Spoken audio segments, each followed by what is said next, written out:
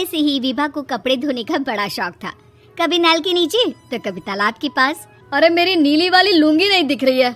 विभा की अम्मा, कहाँ रखी है लुंगी? अरे वो तो विभा ने परसों ही धोकर रखी थी आपकी अलमारी में, देखो वहीं होगी। वो ना मैंने आज धो दी, मुझे लगा कि गंदी हो गई होगी। अरे कैसे गंदी हो गई थी, उसे तो मैंने पहना भी नहीं। हे भगवान, इस लड़की के कपड़े धोने की आदत से परेशान हो गया हूँ मैं। जितना तो घर में राशन नहीं आता, उससे कहीं ज्यादा डिटर्जेंट पाउडर का खर्चा है। इसकी शादी करवा दो, शादी।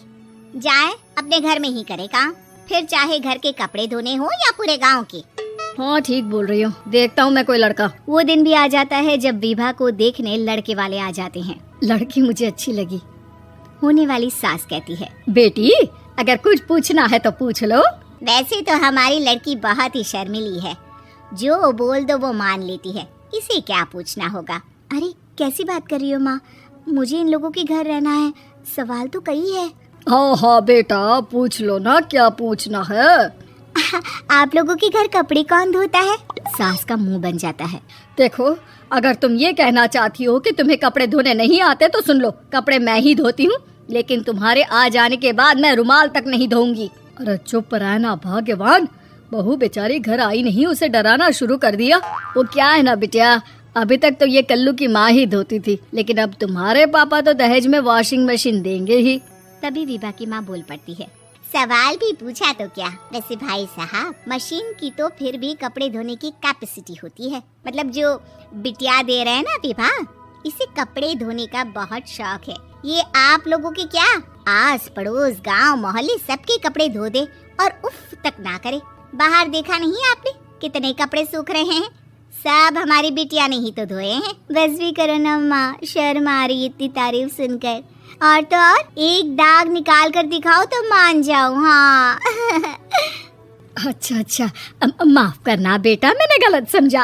हमें तो रिश्ता बहुत पसंद है। और ऐसे जुड़ जाता है रिश्ता कपड़े धोने का शौक रखने वाली विभा का। उसकी शादी हो जाती है कोयला फैक्ट्री में काम करने वाले कल्लू के साथ। शादी के बाद अचानक विभा चिल्लाती हुई सास के पास आती है, सासू माँ, अरे सासू माँ कहाँ है आप? ये तो धोखा है, धोखा दिया आप लोगों ने मुझे।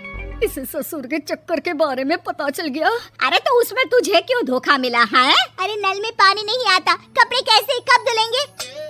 अच्छा, तू पानी नहीं आ रहा उसकी बात कर रही है। तो आपने क्या सोचा? कुछ नहीं। अच्छा, तेरी माँ ने कहा था कि कपड़े धोने का शौक है तुझे, याद आया मुझे। शौक बोलकर कपड़े धोने वाले मेरे जुनून को कम ना आके सासू माँ, कपड़ा धोना मेरा गुरूर है। तभी पति भी वहाँ आ जाता है। अभी मैंने इसे सनी देओल की फिल्म दिखाई है, उसी के डायलॉग मार रही है माँ। अच्छा सुन, साफ साफ बता रही हूँ, पानी सुबह 4 से 6 और शाम को 10 से 12 आता है, समझी? विभा टाइमिंग सुनकर हैरान हो जाती है। ये क्या भूतों का मोहल्ला है? सुबह 4 बजे उठकर कौन कपड़े धोता है? 4 बजे टंकी में पानी जाता है, फिर सारा दिन धोना ना, किसने मना किया? अरे कैसे बात कर रही हैं? 200 लीटर की टंकी में कितने कपड़े धो लूंगी मैं, सुबह ही उठ जाऊंगी मैं। अब क्या था, विभा सुबह 4 से लेकर रात के 12 बजे तक कपड़े ही धोती रहती। एक रोज सास पड़ोस से निकलकर कहीं जा रही होती है कि साथ वाली कहती है, हाँ कल्लू की माँ, जरा ये बताओ कि 2 साड़ी है, 2 ब्लाउज और एक पेटीकोट और एक नाड़े वाला लंबा कच्छा। हाँ तो? अरे तो क्या, कितना लोगी धुलाई ये बताओ। धोबन दिख रहे हैं हम क्या? हमारे पति सरकारी नौकरी से अभी रिटायर हुए हैं और बेटा सुपरवाइजर है कोयला फैक्ट्री में। धोबन समझ रखा है हमें? हाय रे कल्लू की अम्मा, माफ कर दो, वो तो मोहल्ले में यही सब बता रहे थे कि तुमने बहू को कपड़ा धुलवाने के काम में लगा दिया है। सास को पड़ोसन की बात सुनकर गुस्सा आ जाता है। वो घर पहुंचती है जहां घर के बाहर ही इतने सारे कपड़े सूख रहे होते हैं जितने कि किसी धोबन के घर पर। अरे ओ कल्लू की दुल्हन, बाहर निकल। माँ जी यहीं आ जाओ, बाथरूम में चादर धो रहे हैं हम। अरे अभी हम धोते हैं, तुमको बाहर निकलो। ये आस पड़ोस वाले बोल रहे हैं कि हम बहू से कपड़े धुलवा कर उसे कपड़ा धोने वाली बना दिए हैं। अरे छोड़ो ना माँ जी, किन लोगों की बातों में आती हो? आस पास के लोगों का तो काम ही होता है कि वो किसी तरह सास बहू को लड़ा दे। बहू सारे घर के कपड़े धोती है, ये क्या कम है? बोलिए। सास को भी लग जाता है कि वो बहू का ये सनकीपन नहीं छुड़वा सकती, इससे अच्छा है कि खुद ही चुप हो जाए।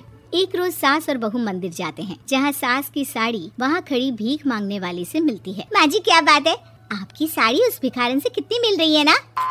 हाँ देखो तो दोनों की साड़ी मिल रही है। क्या बात है कल्लू की अम्मा, तुम खुद को तो अफसर की बीवी बताती हो और ऐसी सिंपल सी प्लेन साड़ी पहनकर घूमती हो। सिंपल और प्लेन नहीं है ये साड़ी। तो क्या सोने के धागे से फूल बने हैं? कुछ भी सासू माँ, कुछ भी। हाँ, बने थे इस साड़ी में सोने के धागे से फूल। मेरे पति लेकर आए थे मद्रास से स्पेशली मेरे लिए 10,000 की। ताहे भाई साहब इस भिखारन के लिए भी सेम टू सेम साड़ी लेकर आए होंगे 10,000 की। सास उस वक्त तो कुछ नहीं कहती, लेकिन बहू के साथ घर आती है और अलमारी से एल्बम निकाल कर लाती है। ये साड़ी देख रही है, ये वही साड़ी है जिसे मैंने अभी पहना था। इस साड़ी में ये जो चमकदार फूल दिख रहे हैं ना, ये सोने के धागों से काढ़े गए हैं। लेकिन तू लोकल वॉशिंग मशीन ब्रश से घिस घिस कर सारे फूलों को निकाल कर साड़ी प्लेन कर दी। मुझे माफ कर दीजिए सासू माँ। और तो और, जब मैंने तुझे तेरी गलती के लिए कुछ नहीं कहा, लेकिन तूने तो सबके सामने मेरा मजाक ही बना दिया। क्यों? बहू को समझ में आ जाता है कि अब से उसका कपड़े धोना बंद।